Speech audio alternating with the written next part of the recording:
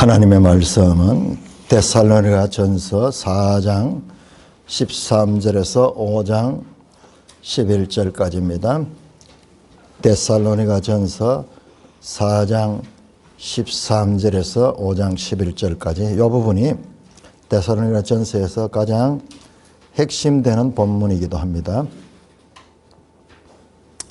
4장 13절 형제들아 자는 자들에 관하여는 너희가 알지 못함을 우리가 원하지 아니하노니 이는 소망 없는 다른 이와 같이 슬퍼하지 않게 하려 함이라. 우리가 예수께서 죽으셨다가 다시 살아나심을 믿으시는데 이와 같이 예수 안에서 사는 자들도 하나님이 그와 함께 데리고 오시리라.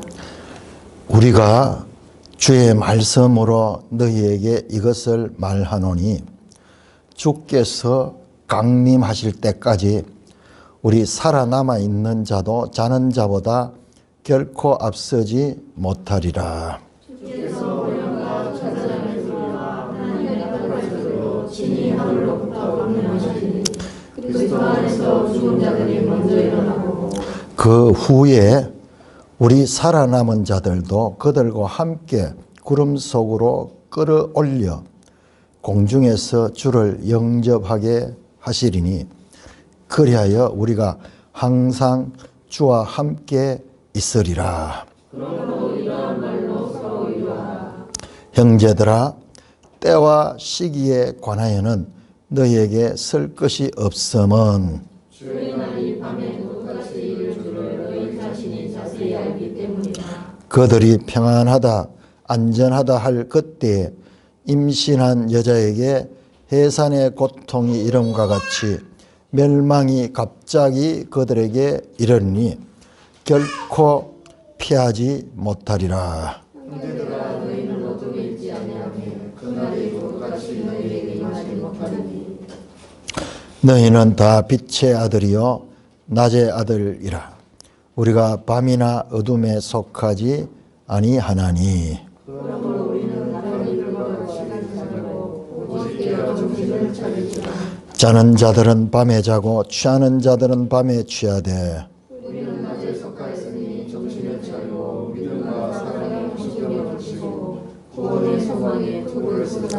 하나님이 우리를 세우심은 노하심에 이르게 하심이 아니요 오직 우리 주 예수 그리스도로 말미암아 구원을 받게 하심이라. 예수께서 우리를 위하여 주사 우리로 하여금 깨어있든지 자든지 자기와 함께 살게 하려 하십니다. 그러므로 피차 권면하고 서로 덕을 세우기를 너희가 하는 것 같이 하라.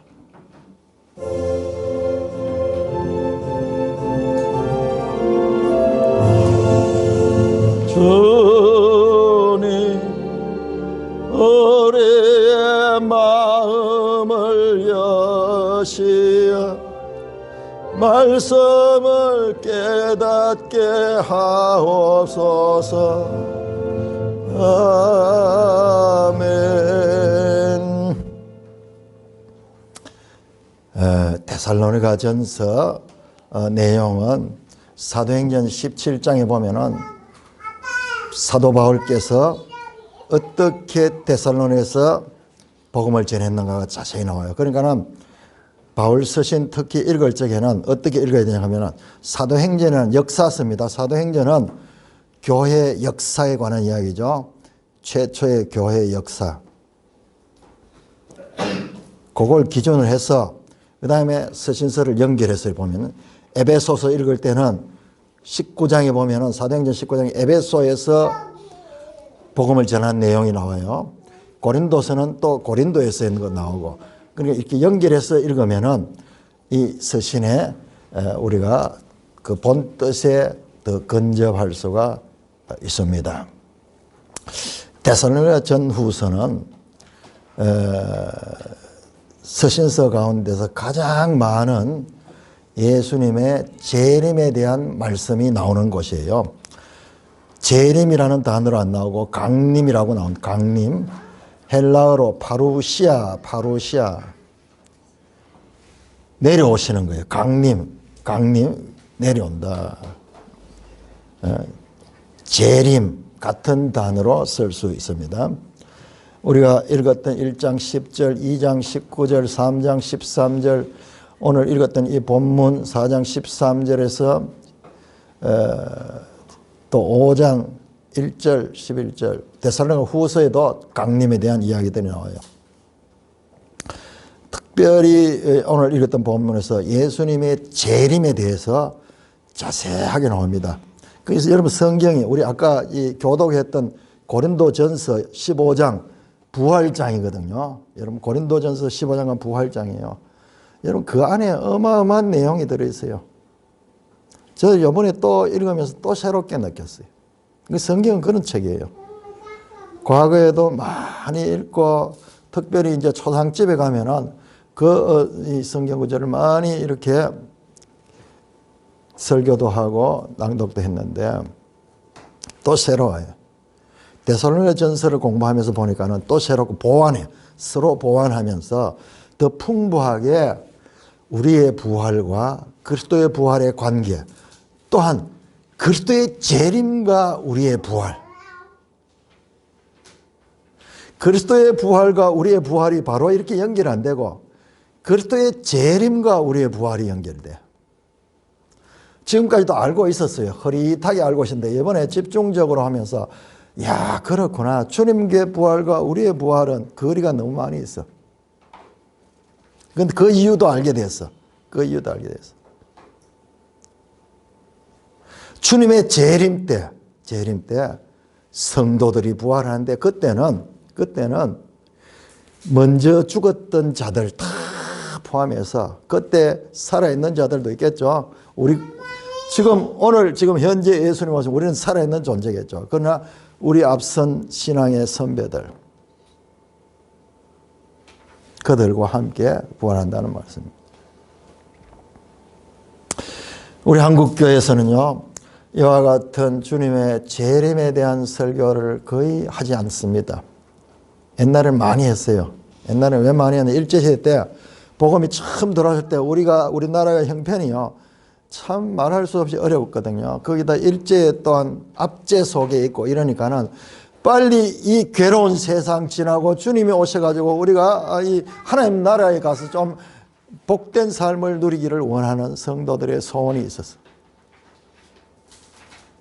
근데 지금은 나라가 너무 잘 살게 되고 그래서 이제 성도들이 거기에 대해서 관심도 별로 없고 뿐만 아니라 이단들이 주님의 재림을 강조하면서 잘못된 신앙 사상을 가지고 성도들을 미혹했다가 그것이 사건이 되고 그 실패의 경험이 많아서 그래서 지금 교회에서는 재림을 잘 이야기를 안 해요.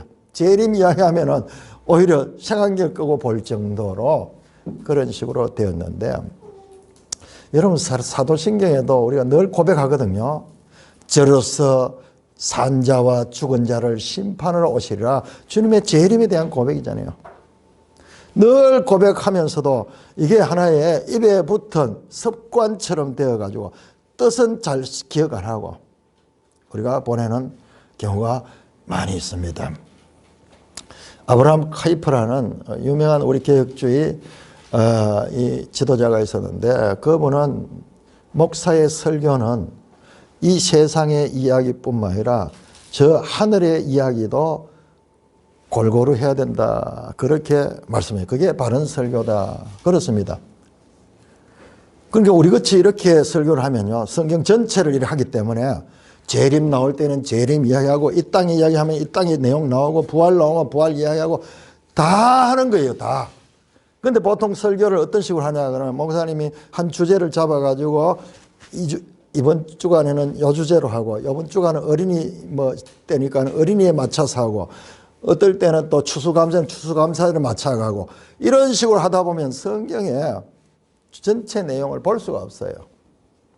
그러다 보니까 편파적인 성경 66권에 고루고루 깔려있는 하나님의 말씀 가운데 일부분만 알 수밖에 없는 거예요. 성경대로 하다 보면 우리 지난번에 이 히브리서 하면서 재림 후에 오게 되는 새하늘 새 땅을 봤어요. 새하늘 새 땅을 봤어요. 자, 우리 다시 한번 가서 봅시다. 자, 히브리서 12장. 히브리서 12장.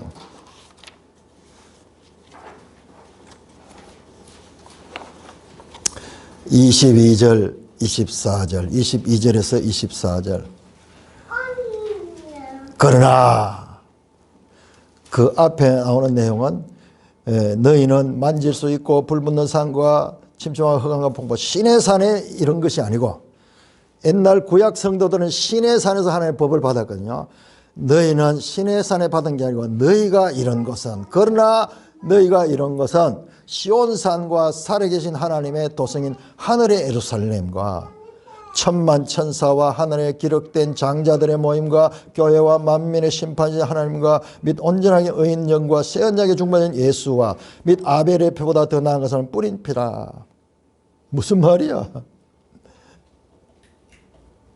우리가 언제 여기 이르렀어요? 자관 히브리서 저자는요, 지금 이르렀다 그래요. 이미 이르렀다는 거예요. 이미. 어디? 시온산과 하나님의 도성인 하늘의 예루살렘에 천만 천사들과 함께, 그리고 교회가 하나님과 그리고 예수 그리스도와 함께 그 나라에 임했다. 그 나라에 우리가 입성했다. 그렇게 말씀하고 있습니다.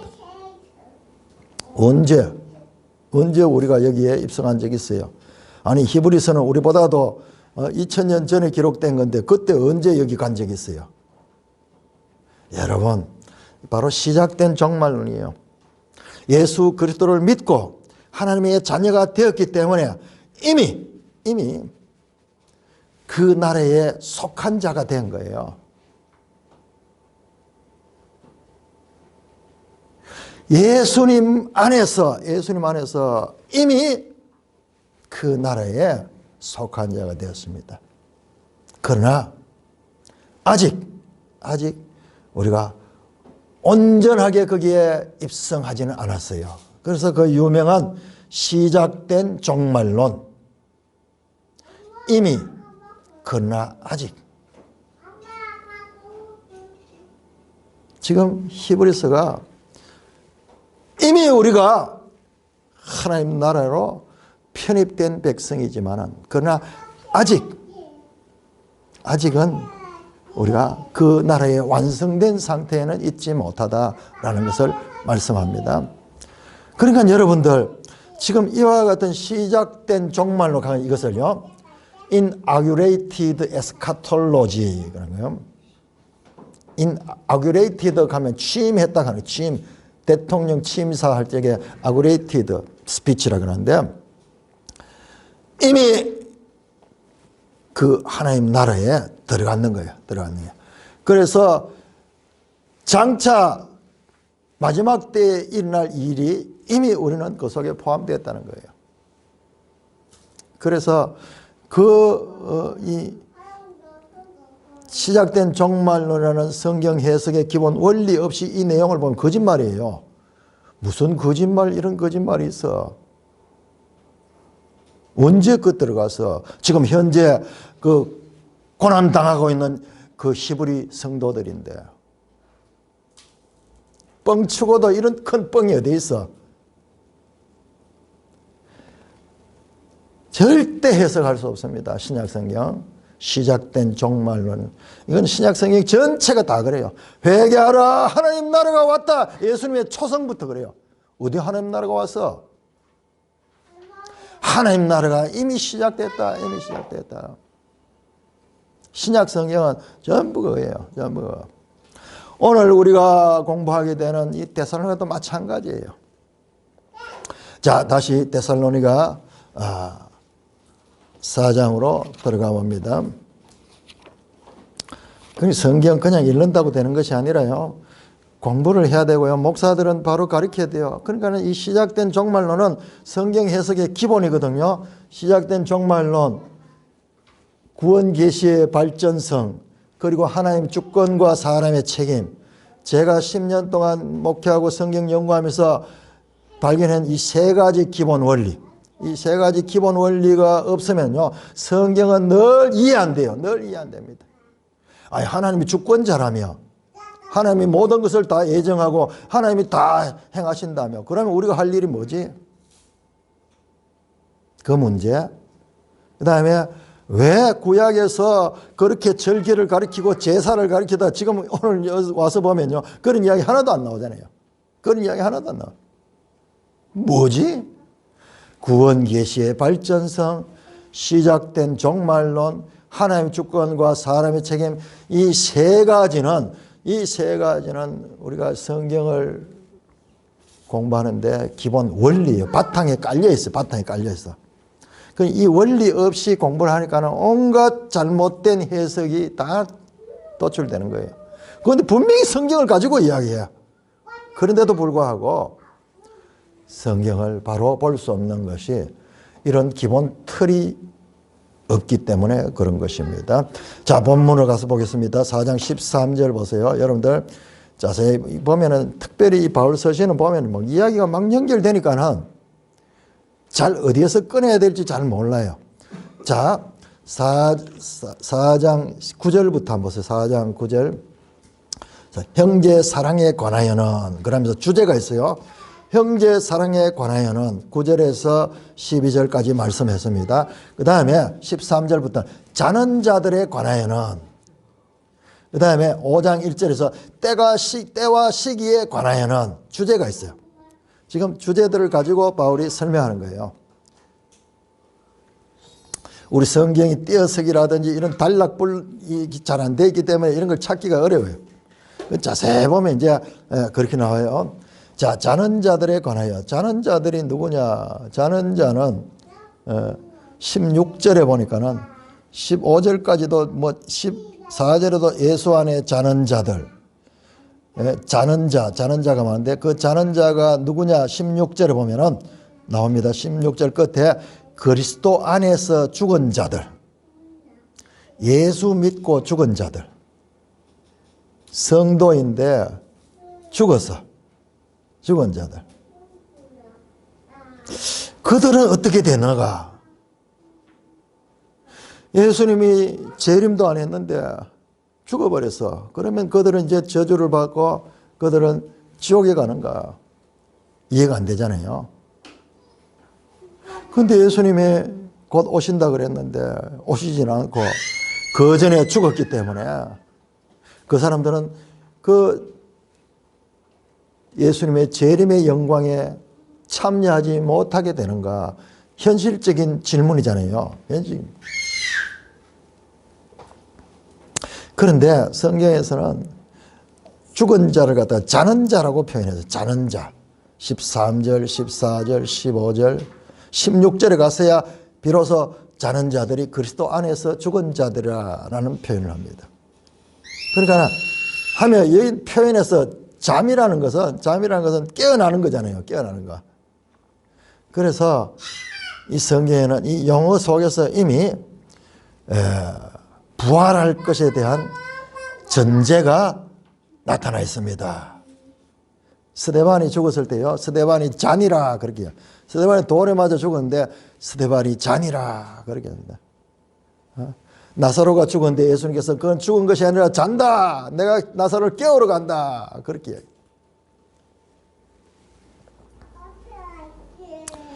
자, 부활, 예수님의 부활. 예수님의 부활. 그래서 우리는 예수님의 부활을 믿고 예수님의 부활을 찬송하고 심지어는 부활절을 만들어 가지고 매년 예수님의 부활을 기념합니다. 그래서 예수님은 부활하셨어요. 분명히 부활하셨습니다. 증인들이 있습니다. 500명이 넘는 자들이 실제로 그분을 확인했고 그래서 예수님은 부활하셨다. 사도행전 보면 예수님의 부활이 사도들의 복음 전하는데 제일 우선되어 나오는 말씀이에요. 그런데 우리도 부활할까? 아니, 내 앞서 죽었던 우리 부모님들, 자, 예수를 믿고 돌아가셨는데 그분도 부활할까? 아니면 더 복잡하죠. 복음이 전해지기, 아직까지 이 복음이 전해지기 전에 살았던 우리 세종대왕, 예수님, 이순신 장군, 뭐 그런 질문들 많이 하죠. 그 사람들은 어떻게 되는가? 우리가 풀 수 없는 그런 의문들이 생기게 됩니다. 그러니까 일단, 예수 믿고 죽은 자들, 과연 죽은 자들이 살아날까요?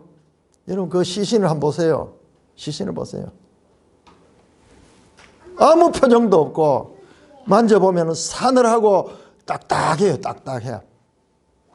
그 자가 과연 살아날 수 있을까요? 예수님은 부활하셨지만은 과연 우리들도 부활할 수 있을까? 현실을 보면은, 죽은 그 시신을 보면은 아무리 흔들어도 깨지 않고, 아니 며칠만 지나면 부패하기 시작해요. 냄새가 납니다. 아무것도 없어요. 그냥 물질로 돌아가 버려요. 나중에는 없어져요. 흔적도 없어져요. 그 사망, 우리 성경은 유일하게 이 죽음에 대해서 이 사망을 인격적으로 표현합니다. 사망은 얼마나 힘이 센지 무자비한 절대 권력자처럼 그들을 지배해버리면 삼켜버립니다.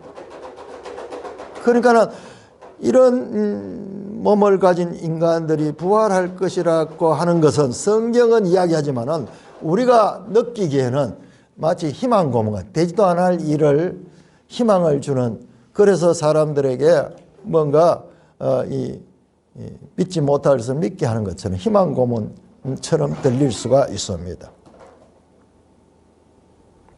4장 13절에 보니까 자는 자라고 너희가 알지 못함을 우리가 원하느냐, 이는 소망 없는 다랭이와 같이 슬퍼하냐. 그러니까는 이런 소망이 없는 사람들은 죽음이 끝이다 그래요. 죽음이 끝이다. 예수님은 부활했지만은 우리는 과연 부활하셨을까? 자, 4장 14절 보세요. 4장 14절. 분명하게, 자세하게, 지식적으로 부활에 대해서 말씀합니다.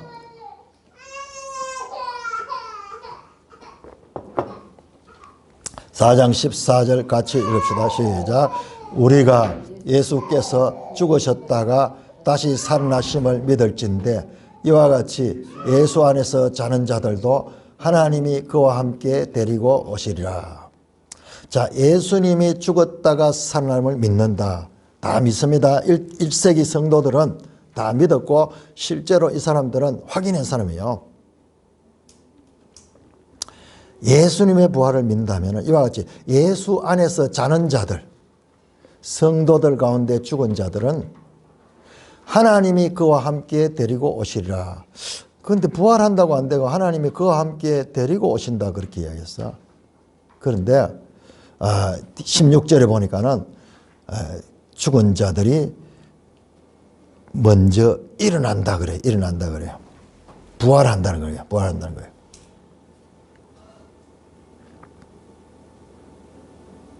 이때 15절 16절을 보면은, 자, 자세히 보면은요, 죽은 자들이 예수님의 재림하실 적에, 예수님의 재림하실 적에, 자, 죽은 자들이 오는데, 15절에 보면요, 살아있는 자들보다 살아있는 자들이 자는 자보다 앞서지 못한다. 그 부활에 참여할 적에, 살아있는 자들이 먼저 부활하고 죽은 자들은 나중에 될 것 같은데 그렇지 않다는 거예요. 16절 주께서 하늘로부터 강림하실 때 그리스도 안에서 죽은 자들이 먼저 일어나고, 아니 죽은 사람들이 먼저 부활한대요. 먼저 일어난. 그 후에 살아있는 자들은 그들과 함께 구름 속으로 끌어올려 공중에서 주를 영접한다. 그러니까는 먼저 죽은 자들이 일어나고 살아있는 자들도 그 후에 가는데 이건요 거의 동시적으로 일어납니다. 그래서 하늘에서 공중에서 주를 영접하는 것은 죽은 자나 살은 자가 동시에 같은 시간에 합니다.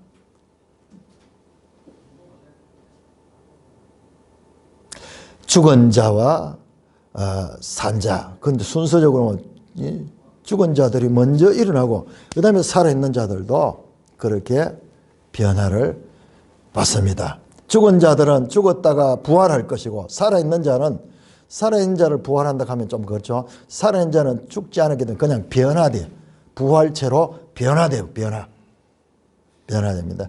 그렇게 보면 성경에 보면 우리가 살아있지만은요, 우리 육의 몸을 가지고 살아있는 자를 마태복음 죽은 자는 죽은 자에게 맡기고 너는 나를 따르라 그런 이야기 나와요. 살아있지만은 그냥 육신만 살아있는 존재는 죽은 자라고 표현하는 것이 나옵니다. 그래서 자, 죽은 자와 살아있는 자도 동시에 부활한다. 이야, 우리 성도의 부활은 언제냐? 주님의 재림할 때 부활한다. 말씀드렸지만은 찬송가를 한번 찾아보니까 우리의 부활에 대해서 이야기하는 건 거의 없어요. 다 예수님만 부활했다. 우리도 부활합니다. 우리도 예수님의 재림의 때 부활하게 됩니다. 우리 앞서 죽은 자들도 우리도 죽게 되면은 우리가 죽은 후에 주님이 부활하게 되면은 우리 죽은 몸도 부활하는 거예요. 저와 여러분도 부활합니다. 비록 우리의 육체는 썩고 이렇게 없어질지라도 그럼에도 불구하고 영은 살아서 부활하게 되는 것입니다. 주님의 부활만 기억할 뿐만 아니라 우리들의 부활, 미래에 일어날 우리의 부활에 대해서도 우리가 늘 소망을 가지고, 그러니까는 죽음을 대하는 자세가 성도들은 달라야 되는 거예요. 죽음을 대할 때 세상 사람처럼 슬픈 마음, 섭섭한 마음 있죠. 그건 있겠지만은 그러나 거기에 머물러 있잖아요. 여기 나오잖아요. 13절에 보면 소망 없는 다른 이와 같이 슬퍼하지 않게 하렵니다. 분명한 내 부모가 소망을 가지고 믿음을 가지고 살다가 이 땅에서 죽었다 그러면 그 자녀들이요 기쁘게 봐야 돼요. 기쁘게. 그래서 유명한 그 이야기가 있어요. 이화여대 그 총장했던 김한란 박사라고, 그분은 자신의 죽음의 그 장례식이라 하지 말고 천국 환송식이라 하라 그래요. 그리고 그렇게 음악도 경쾌한 음악을 틀어가지고 그렇게 이 천국으로 가시는 것을 들어가 입성하는 것을 환영해주고 축하해주는 그런 것으로 만들어요. 이게 성도의 이 죽음이에요. 성도의 죽음. 이때 완전히 달라집니다. 우리가 이 세상에 살 때는 똑같아요. 일반 세상 사람들과 똑같고, 어떤 면에서는 이 세상 사람들이 누리는 즐거움을 많이 우리가 누리지 못하면서, 아니죠, 그들이 알지 못하는 기쁨을 누리며 살죠. 주님 앞에 나와서 예배하는 이 기쁨을 모르니까는 아이고 그게 무슨 재미냐 그러지만, 이 기쁨과 이 소망과 이 놀라운 은혜, 그리고 이 하나님의 말씀을 알 적에 세상이 알지 못하는 그와 같은 은혜가 있기 때문에 우리가 예수 믿는 거지, 그거 없이 억지로 하는 거 아니잖아요. 억지로 하면 오래 못해요. 억지로 하면은 오래 할 수 없습니다. 그거는 일생 해오고 있잖아요. 예수의 재림의 때, 성도들 죽은 자나 산 자나 동시에 함께 부활하게 됩니다. 자, 우리 아까 봤던 고린도전서 다시 한번 확인해 볼까요? 고린도전서 15장. 여러분, 성경이요, 성경이 늘 이렇다니까요. 여기 조금 정보가 나와 있고 또 딴 데 있어. 그러니까 성경 66권을 다 공부를 해야 돼. 일부러 그러는 것 같아.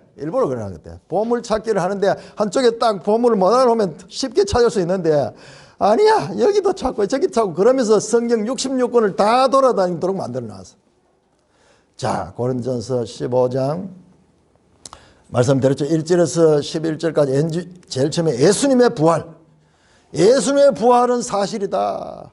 베드로도 봤고 야고보도 봤고 살아있는 이 500명 성도들도 보았다. 부활입니다. 그 다음에 죽은 자의 부활에 대해서 12절에서 34절 말하고, 그럼 죽었다 그러면은 몸이 지금 오래된 성도들은 다 몸이 썩어가지고 지금 몸도 없는데 어떻게 부활할 수 있나? 예를 들어 화장에 있는 사람은 어떻게 부활할 수 있나? 아니 물에 빠져 죽어서 시체를 못 찾아서 그 사람은 어떻게 부활하는가? 물고기가 다 먹어버렸는데. 자, 그것을 이야기하면서 이 어리석은 사람들아, 너가 봐라, 씨를 뿌릴 때 처음부터 저 바나나를 생각하고 뿌릴 때는 이 알갱이 하나가 들어가는데 나중에 바나나가 나오잖아. 사람도 마찬가지죠. 씨를 심을 때는 보이지도 않는 그런 하나의 이 세포로서 그렇게 이 어머니 몸 속에 들어갔는데 그것이 나중에는 먹 자라가지고 사람이 돼. 그렇지 않냐. 그 이야기를 하면서 몸의 부활에 대해서 말합니다. 그 다음에 51절에서 58절은 주님의 재림의 때, 주님의 재림의 때 바로 변화한다. 자, 고린도전서 15장 51절 자세하게 정보가 나와 있어요. 그냥 이름 모르는데 이걸 가지고 비교를 하면서 이렇게 보면은 자세한 정보가 납니다. 51절 보라 내가 너에게 비밀을 말하노니, 이 비밀은요 지금까지 성경에도 안 나온 거예요. 구약 성경에 조금 나옵니다만은 흐릿하게 나와요. 흐릿하게. 그래서 이걸 가지고 정확하게 설명할 수가 없어요. 그런데 바울은 예수님부터 직접 가르침을 받았어. 계시를 받았어. 그런 내용이 많이 나옵니다. 자, 이 비밀을 주님께서 받은 거예요. 주님께서 받았는데 어떻게 되느냐? 마지막 내가 너에게 비밀을 하니 우리가 다 잠잘 것이 아니요 마지막 나팔의 순식간에 혼련이 변화된다. 그 마지막 하나님의 호령과 천사들의 소리, 천사장의 소리와 하나님의 나팔 소리가 날 적에, 여기 마지막 나팔이에요. 마지막 나팔. 이때 그 소리가 나며 동시에 호련이 갑자기 변화되는 거예요. 나팔 소리는 죽은 자들이 썩지 않을 것으로 다시 살고 우리도 변화된다. 언제 변화된다고? 나팔 소리가 날 적에. 보라 신랑이다 그러면서 예수님이 재림할 그 순간 그 소리와 함께 하나님의 나팔 소리와 함께 그때 호련이 변화되는 거예요. 점진적으로 이렇게 변화된 거예요. 이 변화는 그 변화냐. 호련이 변화돼.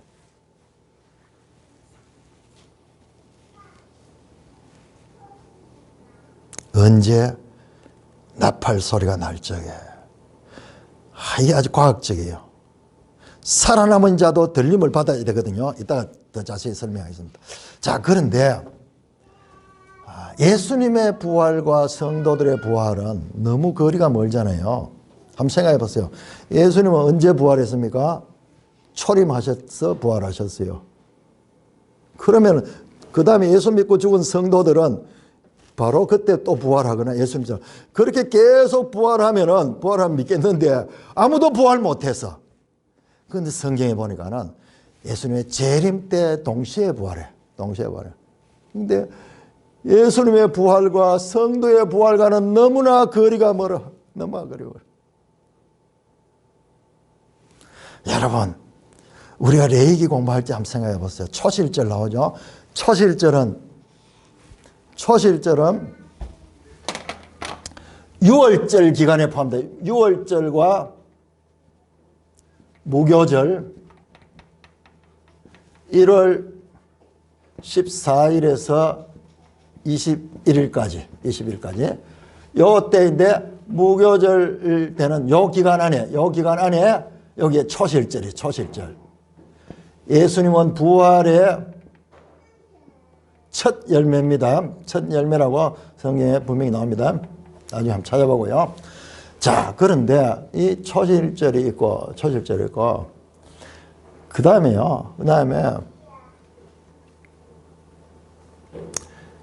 이 부활의 때는 언제와 연관이 되는 나팔절이 나와. 나팔절. 나팔절은 이 절기의 마지막 절기. 소위 나팔 7월 절기, 7월 절기. 절기의 마지막 때예요.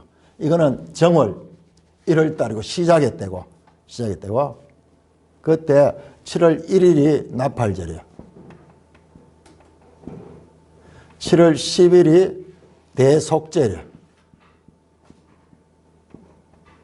7월 15일이 초막절이에요. 15일에서 21일까지.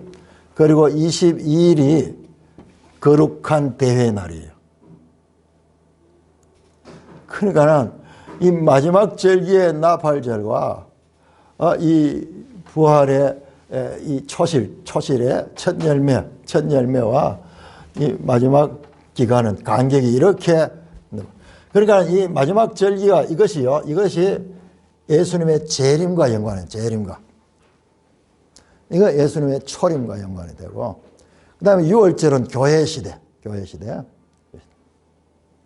그러니까는 이 절기가 이렇게 돼 있었던 것도 다 그림자인 거예요. 예수님의 재림과 성도의 부활. 예수님의 부활은 이 초림하셔서 왔지만은 성도들의 부활은 저 재림의 때, 주님의 재림의 때 일어나게 되는 거예요. 자, 이것을 우리가 그냥 마태복음 27장 한번 펴보세요. 마태복음 27장. 그냥 읽을 때는 이걸 그냥 읽었던 책인데, 이제 부활에 대해서 관심을 가지고 이렇게 보면은요. 자, 마태복음 27장. 우리 마태복음 27장 예수님의 십자가에 달려 돌아가시는 내용이 나오거든요. 그래서 우리 이 내용 다 아는 것 같지만요. 아니에요. 보면 볼수록 새로운 내용들이 나와요. 자, 27장 50절에서 53절 보세요. 예수님 이제 십자가에 달려 돌아가십니다. 50절에 예수께서 다시 크게 소리 지르시고 영원히 떠나시나 십자가에 죽으셨습니다. 이에 성소 휘장이 위로부터 아래까지 찢어져 둘이 되고, 이것도 엄청난 내용이죠. 이게 바로 예수님께서 이제 지성소와 성소를 가르고 있던 이것을 찢어버리고 이 예수를 통하여 하나님께 나갈 수 있는 길을 만들었다고 히브리서가 설명했어요. 그 다음에 보세요. 신기한 이야기 나옵니다. 52절에 무덤들이 열리며 자던 성도들이 많이 일어나되, 예수님 죽었을 때요. 예수님 돌아갔을 때 무덤이 열리고 자던 성도들의 몸이 많이 일어났어요. 그러니 다 그런 건 아니고 예루살렘의 일부 곳에서, 특별한 곳에서 이런 일이 났어요. 53절 보세요. 53절. 예수의 부활 후에 그들이 무덤에 나와서 거룩한 성에 들어 많은 사람을 보니라. 예수님이 부활했을 때 죽은 사람들도 부활해가지고 함께 사람들이, 여러 사람이 봤던 거, 많은 사람에게 보이는 그런 사건이. 이거 왜 기록했는지 모르겠어. 우리하고는 아무 상관없는 일 같은데 이런 일이 있었다는 걸 슬쩍 기록하는데, 여기 보면 예수님의 부활과 성도들의 부활이 여기에서 맛보기처럼 이렇게 나타나고 있어요. 자, 화면 한번 비춰보세요. 자, 이 데살로니가 전서 4장 16절에 17절 예수님의 재림에 대해서 가장 자세하게 표현하고 있는 내용이에요. 그 다음에 고린도전서 15장 51절도 마찬가지고 재림에 대해서 같은 내용이에요. 자, 같은 내용인데 차이가 좀 납니다. 서로 보완되어 있어요. 먼저 주께서 호령과 천사장의 소리와 하나님의 나팔 소리로 친히 하늘로부터 강림하신다. 자, 내가 비밀을 말하노니 다시 한번 마지막 나팔 소리야.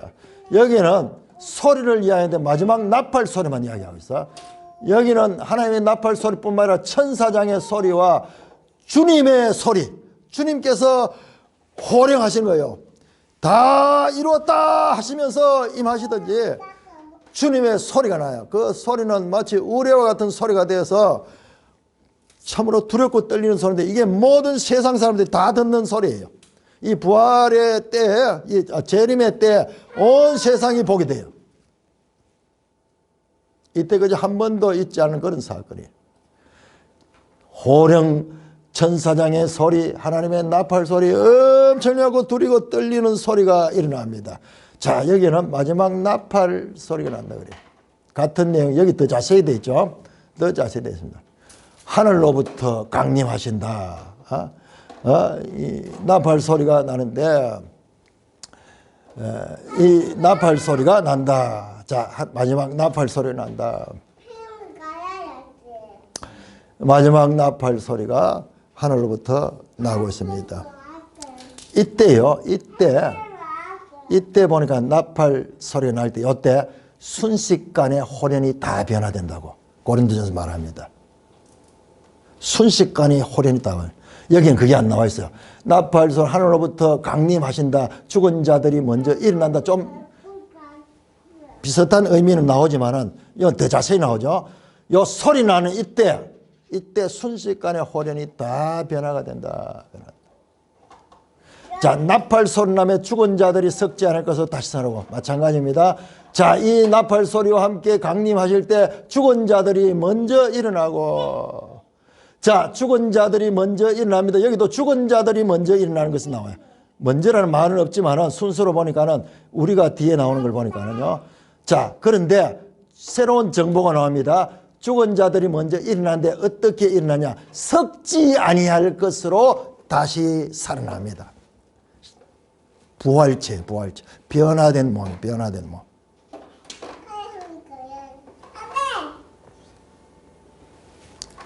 그 다음에 우리 살아남은 자.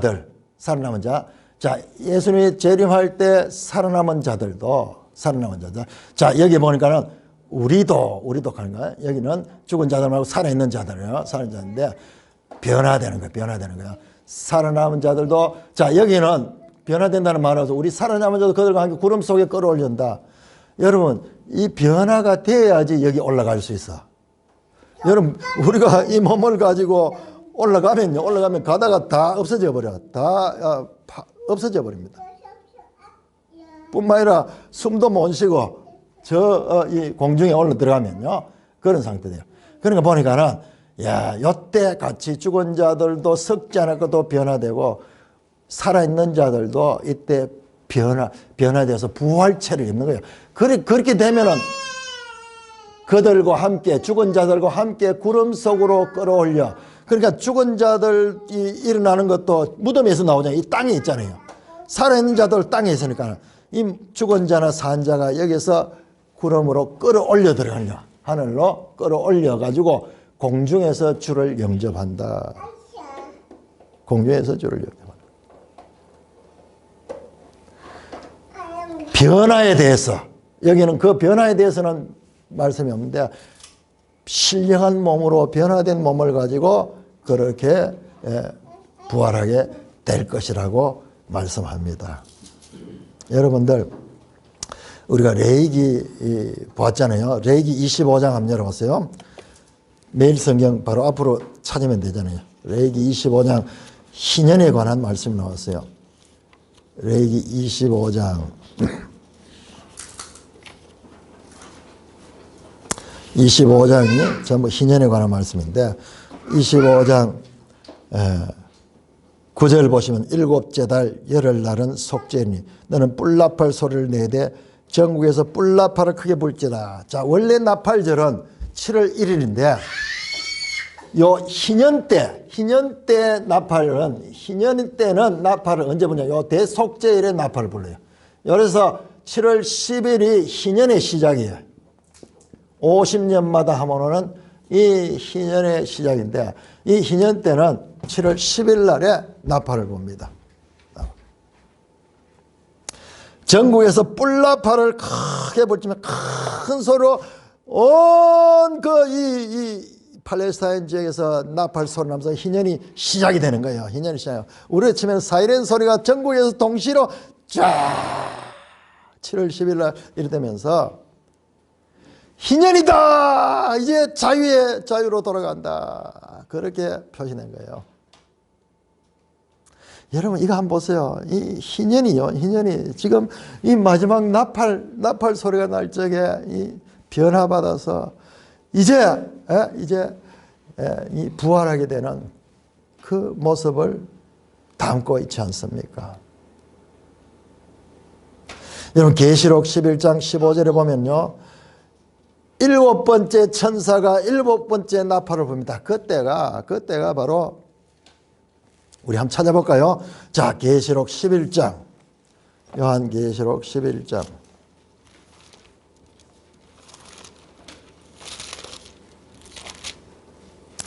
11장 15절. 11장 15절. 막 복잡한 글씨가 있으니까는 막 읽어도 이게 뭐가 뭔지 달랑 나누기도 힘들고 그런데요. 자세히 보면 이게 구약부터 잘 공부하면 이게 딱 정리돼요. 자, 11장 15절 같이 읽습니다. 시작. 7째 천사가 나팔을 불매 하늘에 큰 음성이 나서 이르되 세상 나라가 우리 주와 그의 그리스도의 나라가 되어 그가 세세토록 왕노를 하시로다. 주님이 재림하실 때 이런 소리가 날 것 같아요. 이런 소리가 날 것 같아요. 큰 음성들이 나서 무슨 나라? 세상 나라가 이제 우리 주와 그리스도의 나라가 됐다. 세상 나라가 그리스도의 나라, 하나님 나라로 편입되었습니다. 그리고 그가 세세토록 왕노를 하십니다.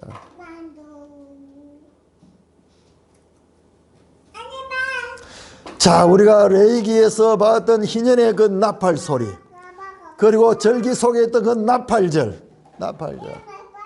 자, 이런 것들이 궁극적으로 바로 예수 그리스도를 향하고 있고, 궁극적으로 바로 예수님의 재림과 연결되고 있는 것을 우리가 볼 수 있습니다. 구원 계시의 발전성, 여러분 그 기본 원리 없이 성경은 이해할 수 없죠. 그때 그 나팔 이야기하고 그 절기 이야기 그게 무슨 의미가 있냐 도대체.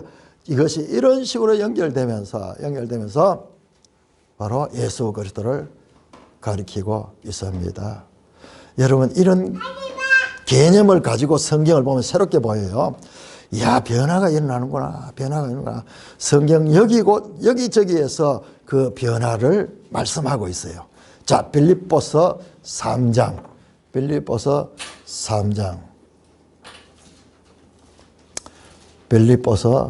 3장 20절. 3장 20절에서 21절.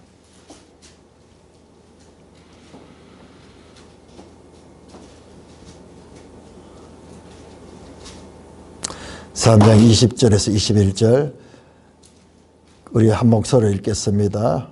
시작. 그러나 우리의 시민권은 하늘에 있는지라 거기로부터 구원한 자 곧 우리 주 예수 그리스도를 기다리노니 그는 만물을 자기에게 복종하게 하실 수 있는 자의 역사로 우리의 낮은 몸을 자기의 영광의 몸의 형체같이 변하게 하시리라. 여러분 우리가 지금 이 데살로니가를 제대로 공부 안 하고 읽으면 이게 그냥 좋은 말이에요. 그냥 좋은 말, 아주 복스러운 말, 뭔가 좋은 일이 있구나 이 정도인데 아니에요.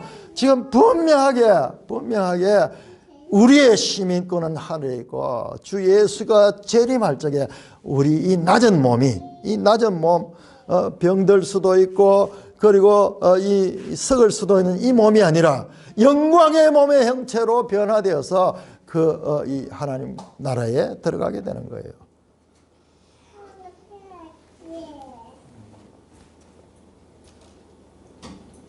자, 고린도전서 15장 20절 한번 찾아봅시다. 자, 고린도전서 15장 20절 다시 한번 찾아보세요.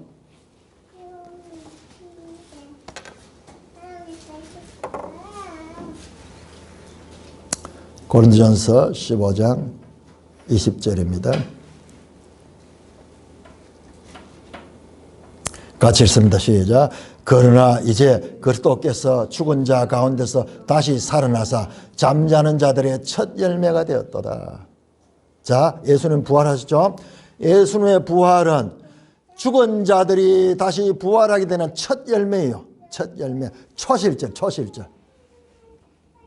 그런데 아까 말씀드렸듯이 그러면 여기서부터 부활하고 여기도 부활하고 계속 죽었다가 부활하고 죽었다가 부활하고 그랬으면 우리가 이 부활을 믿기 좋을 텐데 그게 아니고 마지막 때 이 하나님의 나팔 소리가 날 적에 주님의 재림의 때에 이때 동시에 다 부활하게 돼. 부활하게 돼. 자, 예수님의 부활은 우리하고 무한 것이 아니라 장차 이 예수님의 초림의 이 부활은 부활의 첫 열매가 됐다는 것은 장차 우리 성도들도 재림의 때 부활할 것을 나타내는 말씀입니다. 예수님 안에서 자는 자들이라고 말씀하셨습니다. 데살로니전서 4장 14절에 이와 같이 예수 안에서 자는 자들, 예수 안에서 있는 자들은 성도들이 믿는 자들입니다. 예수님의 재림은 성도들의 잔치예요. 불신자들은 그 잔치에 초대받지 못합니다. 성도는 그리스도와 연합된 자입니다.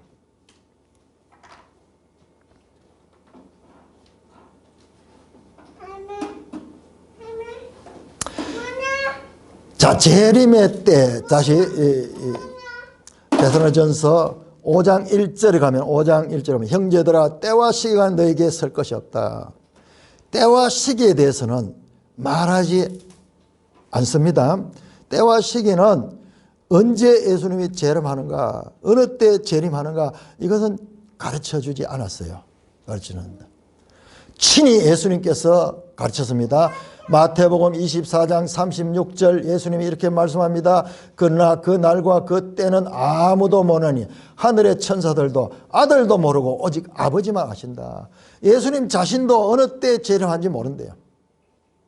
오직 하나님 아버지만 아신다. 그러니까요, 교회의 역사 2000년 동안 이 예수님이 언제 온다, 이 시한부 종말론 계산해가지고 어느 때 오실 것이다, 지금 징조를 보니까 이때가 올 때 됐다, 그렇게 해서 많은 사람들이 예수님의 재림의 때를 예언했는데 다 틀렸어요. 다 틀렸어요. 그건 성경적이지 않아요. 알 수 있다는 것이 비성경적이에요. 모르는 것이 성경입니다. 사도행전 1장 7절에 이렇게 예수님께서 다시 제자들이 언제 이런 일이 있습니까? 물었을 때 예수님이 거기서 다시 또 말합니다. 사도행전 1장 7절 때와 시기는 아버지께서 자기 권한에 두신 너희가 알 바 아니다. 때와 시기는 우리에게 알리지 않았어요. 알리지 않았습니다.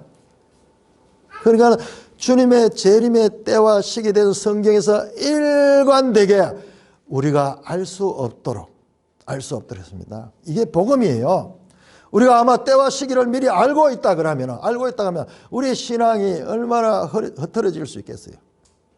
이거는 하나님께서 알지 못하게 하신 것이 이게 복이에요. 그런데 때와 시기를 안다고 그렇게 주장하는 사람들에게 미혹이 돼가지고 거기에서 얼마나 혼란이 많이 일어난지 몰라요.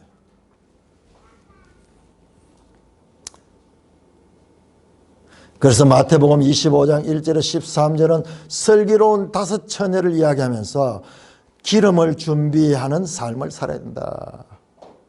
기름을 준비하는 삶을 살아야 된다. 오늘 시간이 없기 때문에 제가 한 가지 중요한 말씀하시고 이 말씀 가지고 다음 주간에 또 같이 설교를 해야 될 것 같아요. 자, 누가 부활을 받는가? 과연 어떤 자가 그 부활에 참여하게 될 것인가? 자, 고린도후서 5장입니다. 고린도후서 5장. 제가 이걸 발견하고요. 지금 오늘 내 멘트가 막 다 달라졌던 이유가 바로 여기 있는 거예요.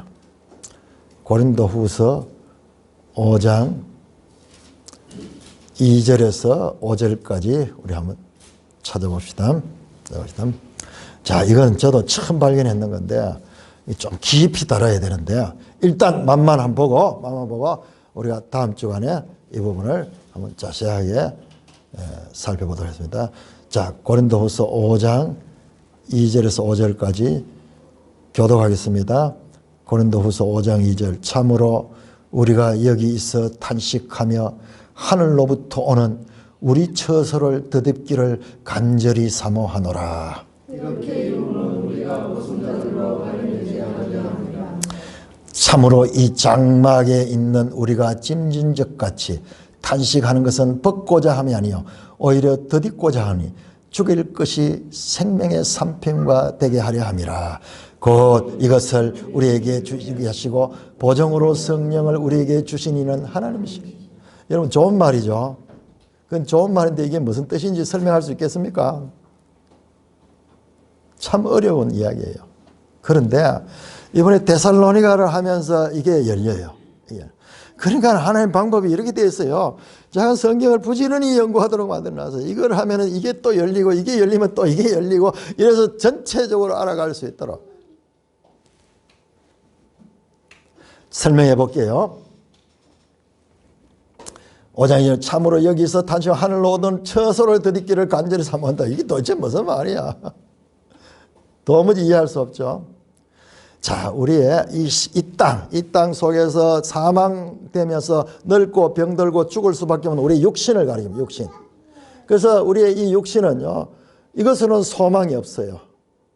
이거는 낡은 옷처럼 벗어야 될 것이에요. 그런데 새로운 처소를 덧입는다. 여기서 지금 이 장막 이야기 하는데 이게 이 땅을 이야기해요. 이 땅. 우리가 살고 있는 이 땅을 이야기하는 거예요. 그러니까 새로운 처소를 덧입는 거예요. 우리 처소를 덧입는데 이것은 그 처소는 하늘로부터 오는 거예요. 하늘로부터 오는 처소. 3절 우리가 이렇게 입으면 우리가 벗은 자로 발견되지 않게 하려니라. 우리가 벗은 거 입은 거 뭐. 자, 하늘로 오는 처소를 있는 거예요. 4절 더 구체하면 참으로 이 장막에 있는 우리가 짐승. 그러니까 이 세상을 향해 이 세상. 이 세상에 장막에 있는 우리가 짐승까지 탄식하는 거예요. 장막은요 유한해요. 텐트입니다. 텐트. 일시적으로 여행 갈 때 치는 거지 이게 영구적인 거 아니거든요.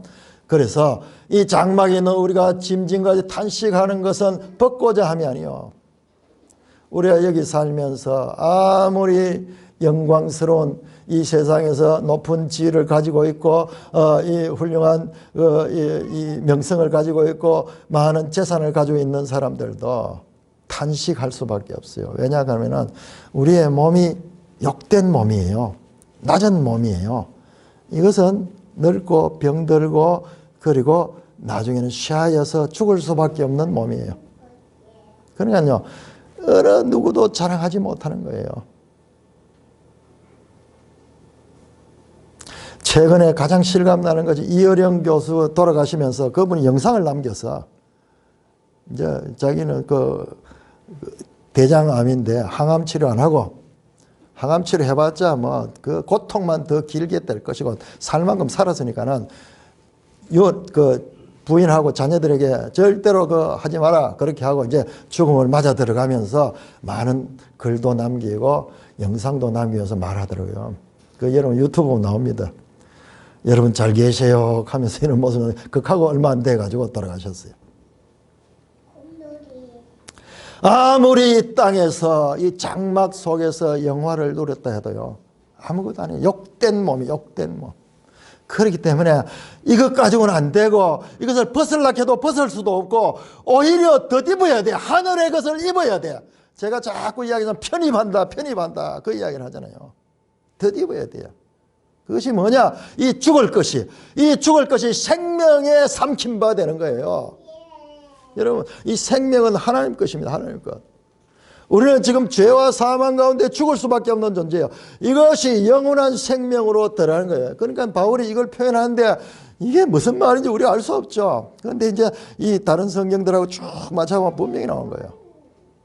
이런 변화하는 거예요. 신령한 몸을 입어야 돼. 새 예루살렘 성에 살 수 있도록 하나님과 예수 그리스도와 그리고 의인들과 그 교회가 함께 더불어서 천만 천사들과 함께 살 수 있기 위해서는 이 몸으로 되지 않아요. 우리가 신령한 몸, 변화된 몸, 부활체를 가지고 거기에 들어가게 되는 거예요.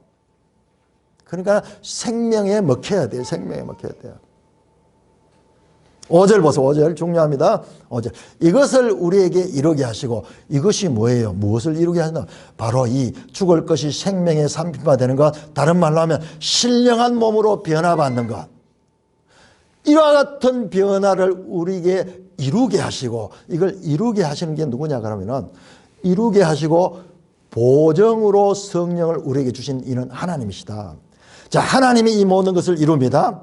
그래서 하나님의 주권적으로 이 모든 일들이 일어납니다. 우리의 변화도 하나님께로부터 나옵니다. 하나님이 하시고, 그 다음에 하나님께서 우리에게 보정을 주셔서,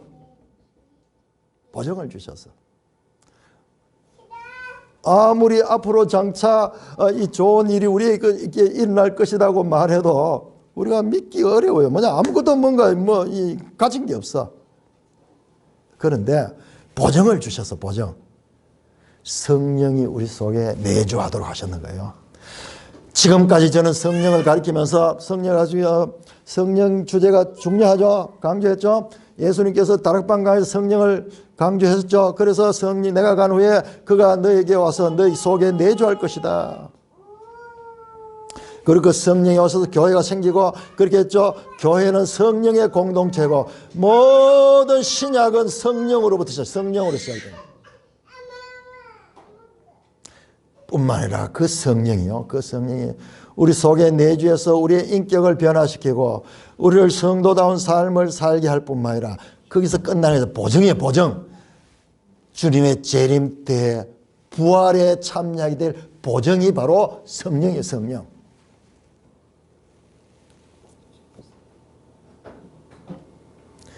담보로 주신 거예요. 담보. 성령이 담보로 주신 거예요. 자, 이 내용은 제가 많이 준비했다가 오늘 다음 주에 이걸 집중적으로 이걸 다뤄야 되겠다 생각해서 그렇게 만만 보겠습니다. 시편 116편 15절에 이렇게 말합니다. 성도의 죽음은 여호와 보시기에 귀중하다. 이상한 구절이 나와요. 지금은 이제 바뀌어가지고 경건한 자들의 죽음은 여호와께서 보시기에 귀중하다. 아니, 죽는 게 뭐 좋았다고. 죽는 게 그렇게 귀중하대요.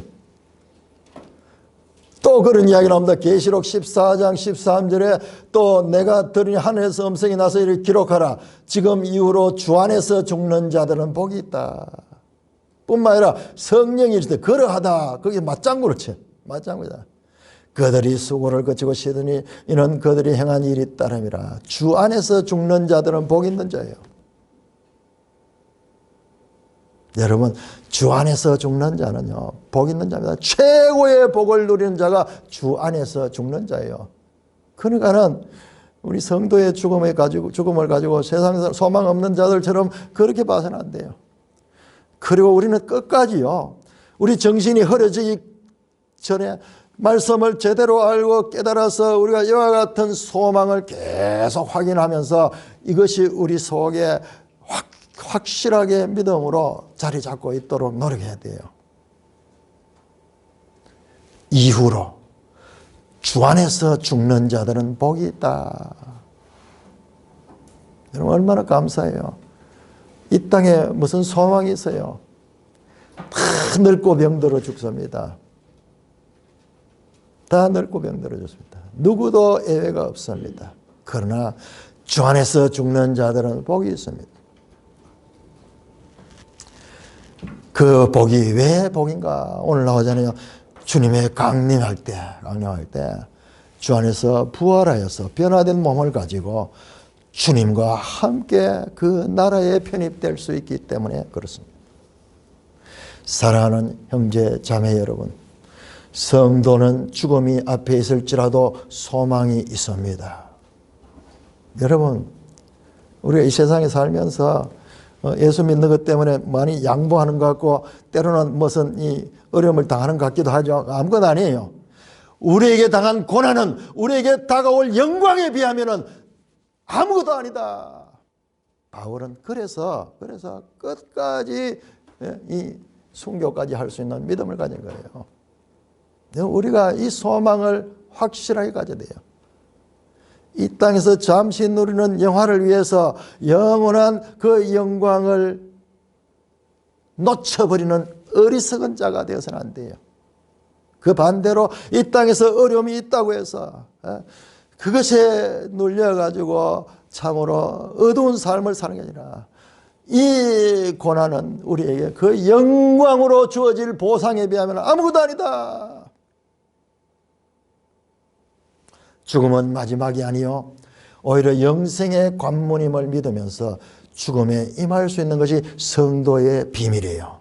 그런데 교회 아무리 다녀도 명확한 이와 같은 지식이 없으면은 죽음을 앞두고 두려워하며 믿지 않는 사람들은 똑같은 사람들을 많이 봅니다.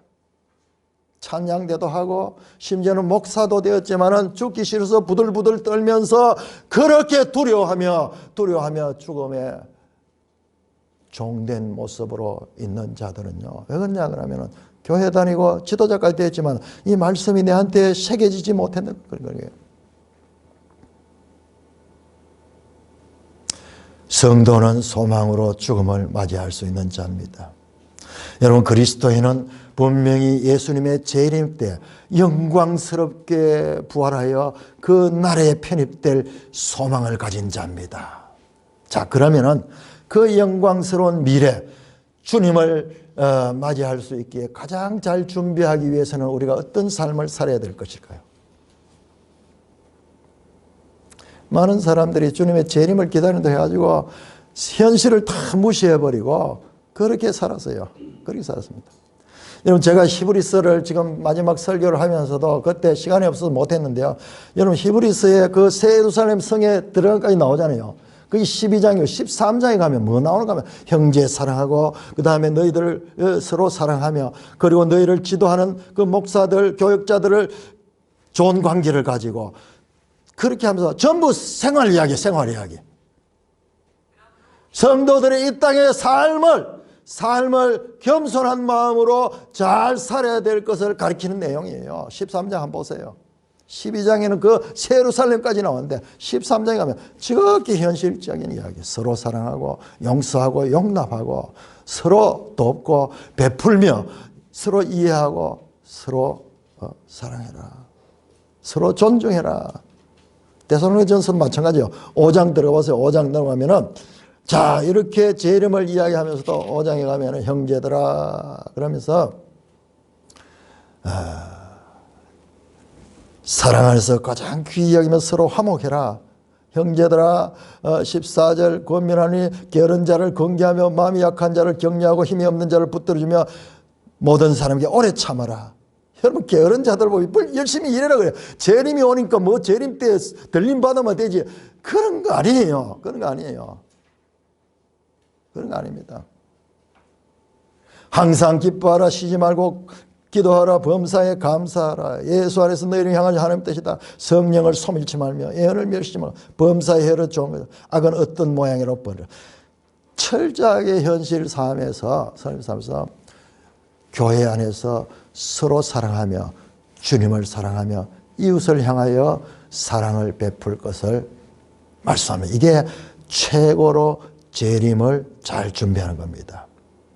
한마디로 재림을 가장 잘 준비하는 현재의 중요성을 기억하며 현재에 충실하는 것이 이보다 더 좋은 미래를 준비하는 것이 없습니다.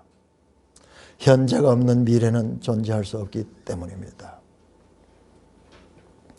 아무리 그 동기가 영적이라고 해도 현실을 무시하면서 그냥 막 들어가 재림만 기다린다. 이거는 잘못된 거예요. 그러니 성경만 보면은 그들이 얼마나 잘못된 거 알 수 있는데 우리가 성경을 모르니까는 거기 같이 따라가는 거예요. 거기 따라가는 부하내동하게 되는 거예요. 주님의 재림 때 우리의 소망이 있습니다. 여러분들 주님의 재림 때 우리가 부활하게 될 것입니다. 그러므로 우리는 너무나 영광스러운 보상이 우리를 기다리고 있고 그 보정으로요 성령을 주셨다 그냥 성령이 있으니까는 성령을 있는 자는 그 보정을 받아서 보정을. 그러므로 우리는 지금 그리고 이 세상 속에서 그리스도인들이 마땅히 감당할 사명과 역할을 해나가면서 주님의 재림을 소망하면서 성도의 삶을 살아가는 것. 그 과정에서 하나님을 알아가는 일은 가장 우선 일이 돼야 돼요. 여러분 너무 안타깝잖아요. 이런 말씀들이 여기 다 있는데도 이것이 흐릿해가지고 우리 찬송가를 보면요. 성경을 가지고 보면 찬송가들에 또 보면은 이 가사 내용들이 성경하고 다른 게 너무 많아요. 우리 신앙 상태가 그래요. 하나님 말씀에 명확하지 못하고 흐릿하면서 막 세상 것들과 섞여 가지고 있는 경우가 많이 있습니다. 사랑하는 형제 자매 여러분들, 저와 여러분들은 이와 같은 영광스러운 소망 있는 존재인 것을 다시 한번 말씀을 통하여 확정받고 성도의 삶을 이 땅에서부터 살아내는 저와 여러분 되시기를 주님의 이름으로 축원합니다. 오 하나님, 은혜를 감사합니다.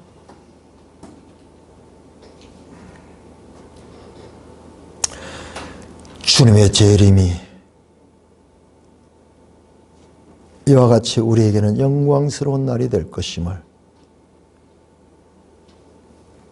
말씀으로 가르쳐 주시고 뿐만 아니라 우리가 그 재림에 참여할 수 있는 자들로서 보정으로 성령을 주셔서 확신하면서 그 재림의 부활에 참여할 것을 우리에게 인쳐 주신 것을 감사를 드립니다. 이 하나님의 크고 놀라운 은혜, 하나님은 우리에게 이렇게 큰 은혜를 베풀어 준 우리가 그 은혜를 알지 못하여서 세상에 소망 없는 자처럼 살아가고 있지는 않았습니까?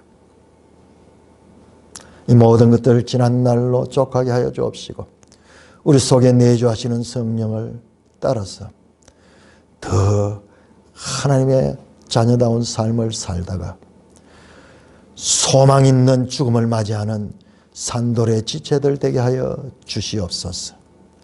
예수님 이름으로 감사하며 기도드리옵나이다. 아멘.